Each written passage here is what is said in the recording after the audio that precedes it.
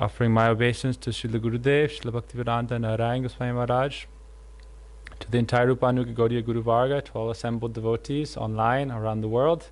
Haribo. Today we're talking about so many wonderful pastime places.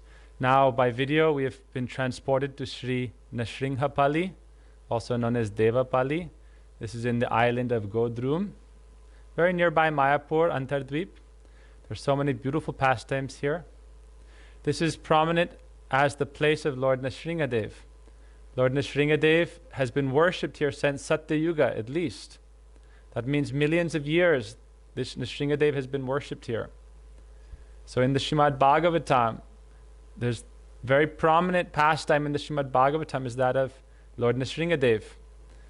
Most of us, I believe, have heard this pastime, hopefully many times from Srila Gurudev. Gurudev spoke this pastime many times.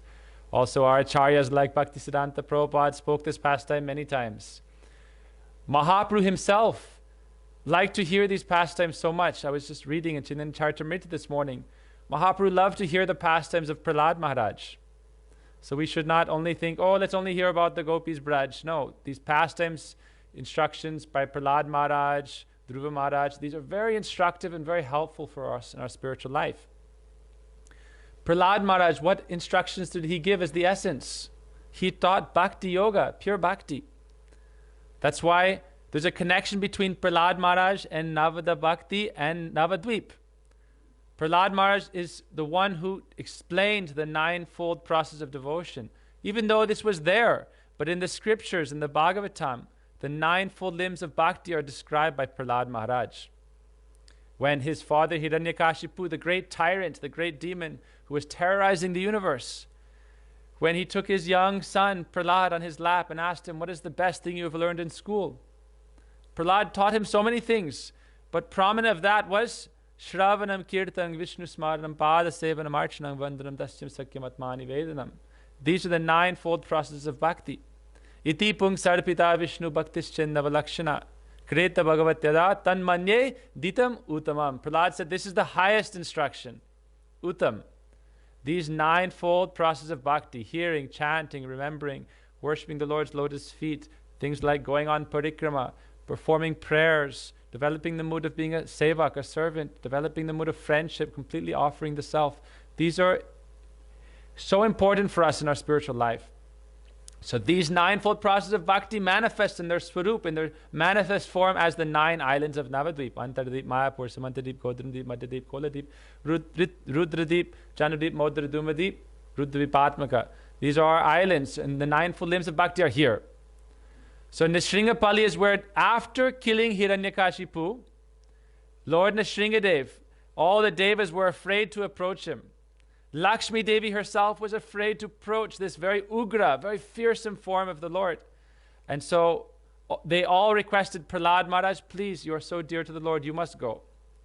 So Prahlad Maharaj went to the Lord, and the Lord very lovingly picked up Prahlad Maharaj and embraced him.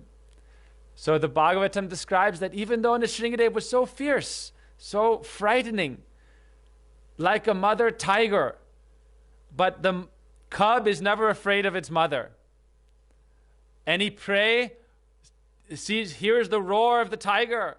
Oh, it'll put fear throughout its entire being. But the cub will sleep very happily at the feet of its mother. So Nrsimhadev, Bhagavatam describes, like a mother tiger, began to lick Prahlad Maharaj with so much affection. So after this, Nrsimhadev took Prahlad Maharaj and came to this place known as Nrsimhapalli in Godrum Dweep.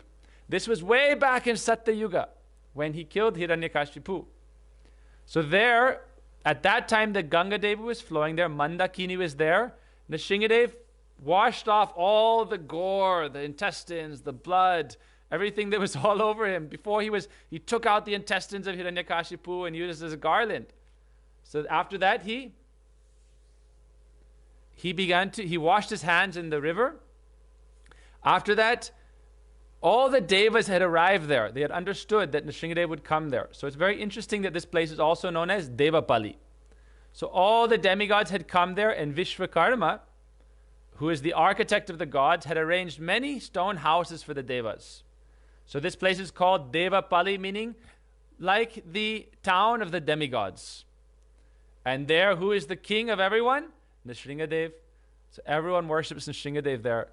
Mahaprabhu himself would worship Nrsimhadev there. Nityananda Prabhu brought Jiva Goswami to this place and described the pastimes of Nrsimhadev and told him, look, these are all the places, look at all these mounds where all the demigods came, and this was Navadvipa. So at that place, Lakshmi Devi cooked kheer, very special sweet rice, and gave to Prahlad Maharaj, and Prahlad Maharaj began to feed the Lord. But Nrsimhadev, with so much Bhakta Vatsalya, Nrsimhadev represents the parental affection for the devotees. That's why we always pray to Nrsimhadev. He is Bhakti Vigya Vinasanakari, destroying all the obstacles in the life of the devotee, in the path of our sadhana. So as Prahlad was going to feed Nrsimhadev, Nrsimhadev first began to feed Prahlad Maharaj, showing how much affection he has for his devotees. He said, this is my prasad. Yasya prasadat bhagavat prasado.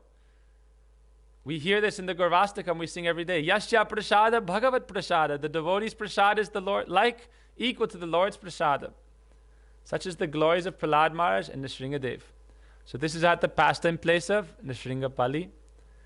Every year we go there with all the Vaishnavas, and following in this tradition, we cook sweet rice and give to not only all of our pilgrims, 10, 15,000, but to all the villages surrounding.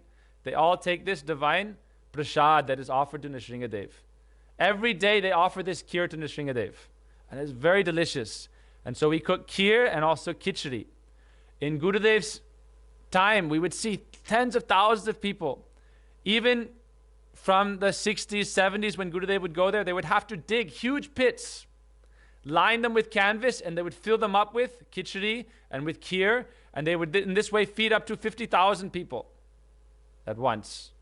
And all the brahmacharis and all the different devotees, they would have pots and containers, and in this way they would serve out tens of thousands of people in a matter of, each batch, 15 minutes, 30 minutes, very quickly they would feed tens of thousands of people. This is Navadvipa. Mahaprabhu is also the root of all the incarnations. Mahaprabhu showed this at the time of Sat Praharya Bhav. He is Varaha, he is Nrsimha, he is Kalki, he is everyone. Everything is in Mahaprabhu. So one time Srivas Pandit, being in anguish because there were so many people antagonistic towards the devotees in Kirtan. So many people were opposing, worshippers of Shakta, putting meat and so many things on Srivas Pandit's door, and also those where the Yavanas were attacking and just causing so many disturbances. So Srivas Pandit was sitting in his room, altar room, praying to Nrsimhadev. This is in the Chaitanya Bhagavat. In the meantime, Mahaprabhu was outside walking, and he was looking at all the beautiful cows. Many cows were there eating grass and very peacefully. But all of a sudden, Mahaprabhu got this transcendental mood in his heart, and he began to roar, I am he, I am he. And he began to loudly roar. And all the cows were very frightened. What is going on? And this way Mahaprabhu ran to the house of Srivas Pandit and began to bang on the door. He was inside. And he was banging on the door. Who are you worshipping? I am he, I am he, I am he. And Srivas Pandit opened the door and saw Mahaprabhu was sitting in Virasana. So this is the Virasana is, not in a lotus pose. Lotus pose is almost more passive. He was sitting Virasana, legs down, feet behind, in a very fierce countenance. So he said, why are you worried of anything? Don't you know I am here? I am that Nrsimhadev that you are worshipping. So this is showing that Mahaprabhu is Nrsimhadev, meaning Keshava Drita Narahari Rupa. Mahaprabhu is Krishna. He is the root of all incarnations. We should not think Mahaprabhu is just another incarnation. He is Avatari, the root of all incarnations. Therefore, Nrsimhadev is with him. Another time, Mahaprabhu is going in the marketplace in Navadvipa, in Kulia. And he began to run through the marketplace, roaring like Nrsimhadev. And everyone who saw him became so afraid. What has happened to our Nimai? They thought he had gone insane. And they were also very afraid, not knowing what he would do. And when he came out of this mood, Mahaprabhu was very shy. He thought, I've caused so much pain to the devotees. I've given them great fear. The mood of Nrsimhadev is only to protect the devotees. Therefore, Mare Krishna Rakhe Krishna Mare Ke. If Krishna wants to protect us, no one can harm us. The greatest demons cannot harm us. So this fearsome form of Nrsimhadev gives us great protection as the devotees. And Srivas Pandit said, anyone who saw you like this, Mahaprabhu, definitely will get liberation. I'll end with this. I remember growing up, we had a beautiful Shamarani Mataji's painting of Nrsimhadev, ripping open Hiranyakashipu. And Jaidev Goswami writes, how Tava Kara Kamalle, it is like very astonishing because Nrsimhadev's fingernails look like lotus petals. And Hiranyakashipu is very hard like a bumblebee, which generally rips up the lotus flower.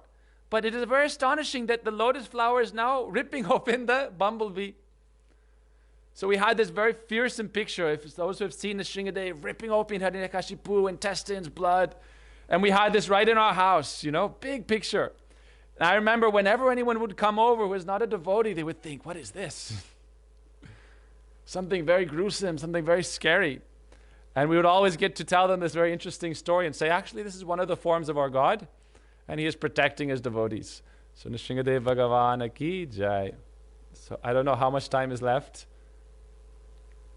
Oh, so much time. So many glories of Nrsimhadev, we can barely, About 3 minutes, Okay. 3.5 minutes left. Nrsimhapalli, if you want to tell maybe one more thing. So Nrsimhapalli is such a wonderful place. We all go there every year and we walk barefoot. Some people can walk with shoes. Gurudev would not, if you're elderly or need to. But usually it's very hot at this time in March, usually when the parikrama is there. And it can burn your feet. And many people would go there to Nrsimhapalli and then on the way back get on buses or take rickshaws because you have to walk all the way back to Koladweep, to where Shishi Keshavji Gaudiya Mat is. Before it was even farther. You have to go to Devananda Gaudiya Mat. But Gurudev was so strict. He would be going on the parikrama. Gurudev would lead it. And on the way back, if he saw anyone going to get on buses, Gurudev would take his danda and threaten and chastise them. He's saying, you should seriously follow this parikrama. He said, we are walking, moving about in this material existence some time immemorial. We're going in this cycle of samsara, birth and death. When we go on parikrama, we are winding up our cycle of material existence. So we are taking a few footsteps. In life, going through so many species of life, we suffer so much.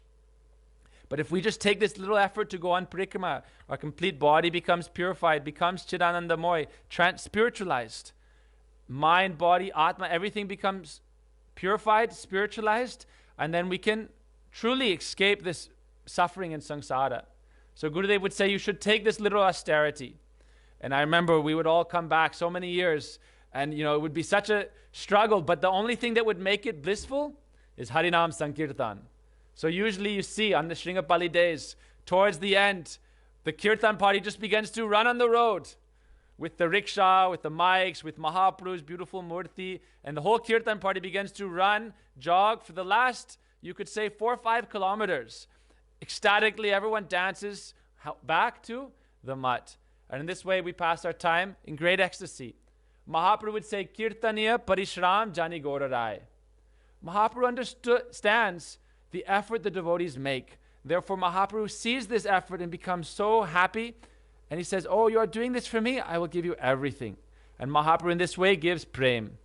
So we pray to Lord Nityananda, Shriman Mahaprabhu, Gurupada Padma, especially here to Nrsimhadev, to Prahlad Maharaj, to Lakshmi Devi, and to all the personalities, all the devas came here to worship Nrsimhadev, to perform his Abhishek also, to give him this kheer. So we pray to Nrsimhadev, and we also pray to Gurudev. We pray to Nrsimhadev to protect our Guru Bhakti, our devotion, our attachment to our Guru Pad Padma, and enable us to go on this parikrama without any obstacles. Vanchakalpadrupasya kripasindhubevacha patitanang pavanebhyo vaishnavebhyo namo namaha. Hare Krishna. Wow, beautiful Harikatara Mohan. Thank you so much for sharing that and also for giving us that insight about Nrsimhadev. I know that maybe a newer devotee, when I first saw that painting, I had the same, exactly, like, what is this, you know? And it is a pretty terrifying picture, but I heard, you know, if the Lord can't be ferocious, then who can be ferocious? You know, if his anger can't manifest at the most extreme, then how could any of us, you know, have any hint of it, right? So, quite amazing. But I had never heard the telling of it, like the lotus petal, actually, the lotus stringed bumblebee. That was beautiful. This is Jayadev Goswami, and she, in his songs, Geet Govinda actually. Okay, I haven't read that yet. All right. Haribol.